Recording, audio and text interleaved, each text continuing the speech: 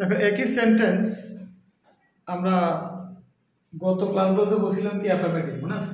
হ্যাঁ, হি প্লেইজ বল, এটাকে আমরা অ্যাফার্মেটিভ বলছি।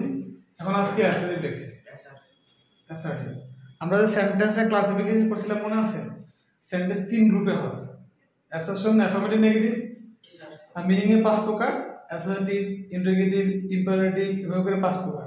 আর গঠনে তিন প্রকার: সিম্পল, কমপ্লেক্স, কম্পাউন্ড। ওগুলোতে যাচ্ছি না আমি। এমনি দেখলাম যে একটা বাক্য, হ্যাঁ, এই বাক্যটাকে এতদিন আমরা কি বলে আসছিলাম, যেমন হি প্লেজ বল, এটাকে আমরা আসলে নেগেটিভ করছিলাম কি হয় মনে আছে? হি ডাজ নট প্লে বল। আমরা এটাকে অ্যাসার্টিভ লিখছি, ভুলে যাবো কি লিখছি, এটা মনে রাখার দরকার নেই। হ্যাঁ, আমি পাশে অ্যাসার্টিভ লিখছি, এটা তুমি লিখতে পারো না, কোনো সমস্যা নেই। আমার পছন্দ হি প্লেজ বল, সে বল খেলে। এটাকে আমি যদি প্রশ্নবোধক করতে চাই বাক্যটাকে, কিভাবে করবো? দেখো পাশে লিখছি ডাজ হি প্লে বল। কি লিখছি? তার মানে বোঝা গেল ইন্টারোগেটিভ করতে গেলে আমাদের একটা অক্সিলারি ভার্ব লাগবে সাবজেক্টের আগে, তাই না? হি এর আগে, এই যে হিটা আছে না, হি এর আগে আমরা কি করছি? একটা ডাজ দিয়ে দিছি, তাই না? আমি তোমাদেরকে বলেছিলাম, মনে আছে, যে নেগেটিভ করার নিয়ম হচ্ছে নটের আগে একটা প্রয়োজনীয় অক্সিলারি ভার্ব দিতেই হবে। প্রয়োজনীয়, তার মানে আমি ঘুরে যদি বলি যে নেগেটিভ করার জন্য সাধারণত একটা অক্সিলারি ভার্ব ম্যান্ডেটরি, মানে বাধ্যতামূলক। অনুরূপভাবে ইন্টারোগেটিভ সেন্টেন্স করতে গেলেও 99.99% টাইম আমাদেরকে, প্রায় 70-100% সময় আমাদেরকে সাবজেক্টের আগে একটা অক্সিলারি ভার্ব দিতেই হবে। 99.99% পরে বলবো, মানে কিছু বাকি আছে সেটা পরে বলবো না। যেমন হু দিয়ে করলে লাগে না, যেমন হু আর আর জানা আগে, ঠিক আছে? এখানে বলছি। কিন্তু যে কোনো সেন্টেন্স তুমি প্রশ্নবোধক করবে, দেখবা do you like it, can you come here, will you go with me, আচ্ছা, are you doing, what are you doing. তারপরে বোঝা গেল কি, ইন্টারোগেটিভ করতে হলে আমাদেরকে যে বাক্যটা আছে ওই বাক্যটা সাবজেক্টের আগে একটা অক্সিলারি ভার্ব দিতে হবে। কিন্তু হি প্লেজ বল, এই বাক্যটার মধ্যে কি আমাদের আগে থেকে কোনো অক্সিলারি ভার্ব আছে? সেম বাক্যটাকে যখন নেগেটিভ করেছিলাম হি প্লেজ বল, আমরা বলেছিলাম হি ডাজ নট প্লে বল। কেন বলেছিলাম? কারণ আমরা জানি নেগেটিভের নিয়ম হচ্ছে যে নটের আগে একটা অক্সিলারি থাকবে, কিন্তু এই বাক্যে কোনো অক্সিলারি না থাকার কারণে আমরা ডাজ দিয়েছি। কি দিয়েছি? ডাজ। তার মানে বোঝা গেল কোনো বাক্যে যদি আমার কোনো কারণে অক্সিলারি দরকার হয়, সেক্ষেত্রে ডু ডিড এসে এই কাজটা করে দিয়ে যায়। যেমন এই বাক্যে ডাজ আছে কারণে এটা হি একজন আছে, তাই প্রেজেন্ট দিয়েছে। কথা ক্লিয়ার? আবার দেখো ডিড, আমার মনে আছে হি প্লেড বল, এটাকে নেগেটিভ করেছিলাম কি? হি ডিড নট প্লে বল, তাই না? হ্যাঁ, তো অনুরূপভাবে এখানে আমাদের ডিড আনতে হয়েছে, কারণ যেহেতু অক্সিলারি ভার্ব এখানে নাই, তাই আমরা সাবজেক্ট হি এর আগে ডিড দিয়েছি। আর ডিড দেওয়ার কারণে আবার প্লে আছে, এটা প্লেড লিখতে হয় না, এখানে প্লেড ছিল না।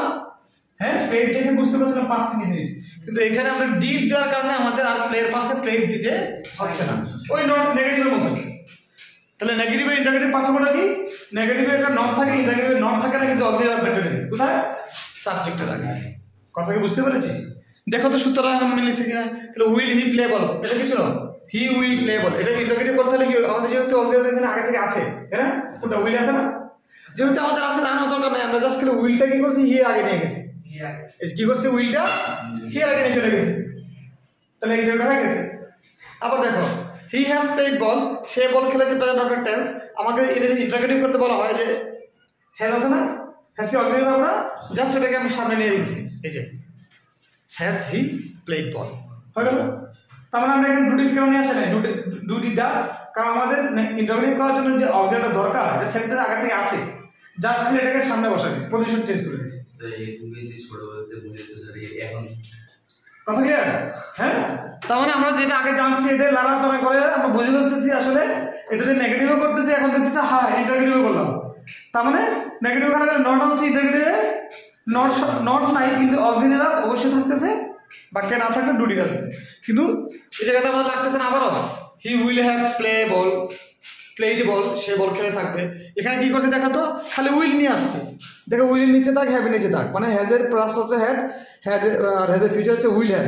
কিন্তু আমাদের যেহেতু ইন্টারোগেটিভ নিয়ম অনুযায়ী সাবজেক্টের আগে একটা অক্সিলারি থাকতে হবে। কয়টা? এখানে উইল হ্যাভ কয়টা আছে? 2টা না?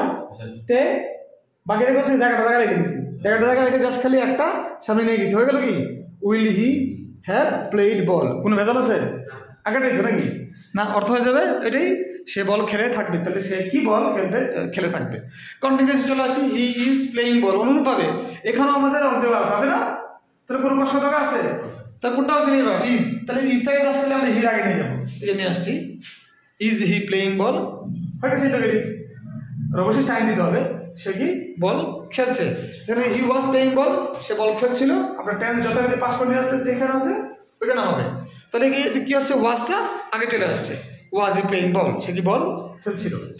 তাহলে হি উইল বি প্লেইং বল। দেখো এখানে কিন্তু দুটো অক্সিলারি আছে, কটা আছে? আমরা কটা আনতে হবে? এই যে শুধু উইল নিয়ে আসছে, বি বি জায়গায় আছে। এই যে দেখছেন আমরা উইল হ্যাভ একসাথে ছিল না, এখানে উইল হ্যাভটা আমরা ইন্টারগেটিভ করতে গিয়ে শুধু উইলটা নিয়ে আসছি। আর এখানে যেহেতু উইল বি দুইটা ছিল, ইন্টারগেটিভ করার জন্য আমাদের উইল বিটাকে একসাথে আনার দরকার নাই, জাস্ট খালি উইলটা সরা সাবজেক্টটাকে নিয়ে গেলেই হয়ে গেছে। নতুন কিছু আছে এখানে? সব পুরানো জিনিস। অর্থাৎ নেগেটিভ নট ছিল, আর এখানে ইন্টারগেটিভ করতে গিয়ে শুধুমাত্র আমরা কি করতেছি, যে অক্সিলারি ভার্বটা না থাকলে ডুডিটা দাও দিচ্ছি কোথায়, সাবজেক্টের আগে। আর যেগুলোতে আসছে জাস্ট লারা দেওয়া জায়গাটা ডান দিকটা বাংলাটা নিয়ে গেছি, তাই না? সাবজেক্টের পরে ছিল, আগে নিয়ে গেছি, দ্যাটস ইট। এইটা হচ্ছে আমাদের, এটাকে সারাবা বলে কি অ্যাসার্টিভ টু ইন্টারগেটিভ।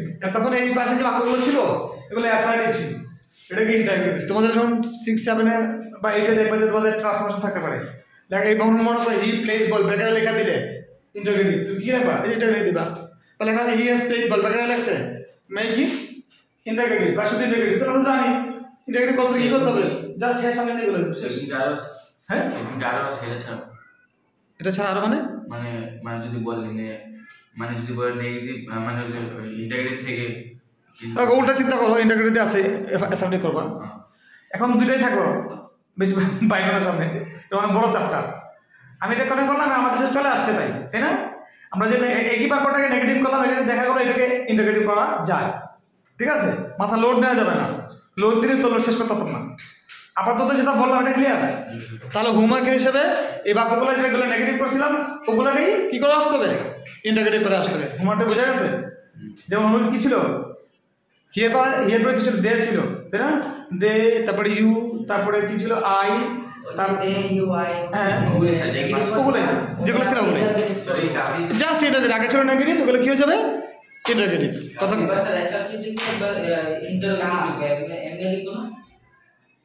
আমি যেমনি লিখছি সেভাবে লিখবা প্রতিবারই। এই যে প্রতিবারই লিখবা এইভাবে করে লেখা, এই অ্যাসার্টিভগুলো আবার ইন্টারগ্রেটিভ করবা, পাশাপাশি না লিখবো না, আমার মতো করে তোমরা খাতায় পরপর লিখবা, ঠিক আছে? ওই যে অ্যাফার্মেটিভ নেগেটিভ করছিলাম